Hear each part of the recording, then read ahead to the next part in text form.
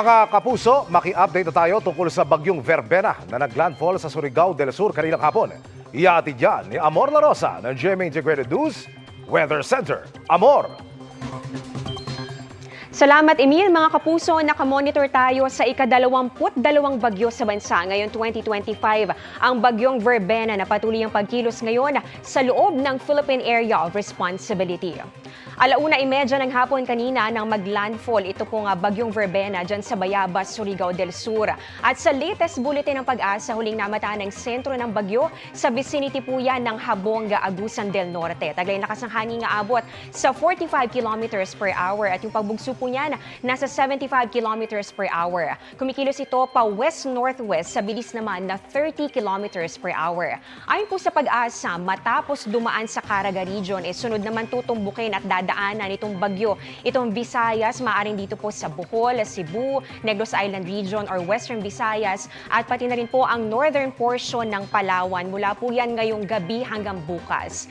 At Miyerkules, posibleng nasa may West Philippine Sea na po yan at maaaring makalabas na ng Philippine Area of Responsibility pagsapit ng Huwebes. Pero mga kapuso, pwede pang magbago ang pagkilos itong bagyo kaya mag-monitor lang po ng updates. Sa ngayon, nakataas ang wind signal number 1 sa Occidental Mindoro, Oriental Mindoro, Romblon, northern at central portions ng Palawan kasama ang Calamian Islands, Cuyo Islands at pati na rin ang Cagayancillo Islands. Ganon din dito sa mainland Masbate. Sa Visayas, wind signal number 1 din po ang nakataas sa Antique, Aklan, Capiz, Iloilo, Guimaras, Negros Occidental, Negros Oriental at pati na rin dito sa bahagi ng Siquijor. Kasama rin po dyan ang Cebu, Bohol, Samar, Eastern Samar, Biliran, Leyte at pati na rin ang Southern Leyte.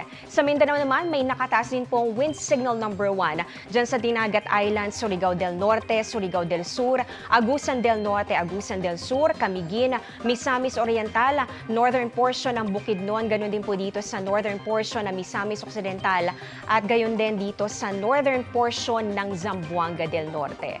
Sa satellite image, mga kapuso, ay kitang-kita po kung gaano kalawak yung mga kaulapan na daladala nitong bagyong Verbena. Pero bukod po dyan, makakaapekto rin dito sa ating bansa yung shear line at pati na rin itong hanging amihan o northeast monsoon.